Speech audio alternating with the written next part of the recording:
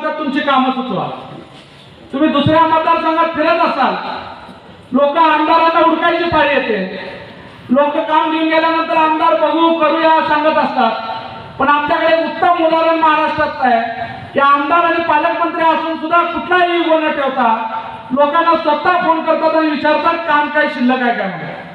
म्हणजे कामाच्या बाबतीत एवढा पॉझिटिव्ह ऍटिट्यूड घेऊन काम करत असताना भाऊ मला सांगा, मिरज शहरामध्ये सगळ्या नगरसेवकांना कुणाला पहिला 10 लाख दिले, नंतर 20-20 लाख दिले. आता तर एक नगरसेवकाला प्रभागामध्ये काम करत असताना 1-1 कोटीचा फंड भाऊनी दिला. म्हणजे एका नगरसेवकाला 1 कोटी म्हणजे प्रभागात 4 कोटी रुपये. आता मिरज शहरात जवळजवळ 25 ते 30 कोटी रुपये भाऊ मागच्या महिन्यात फंड दिले.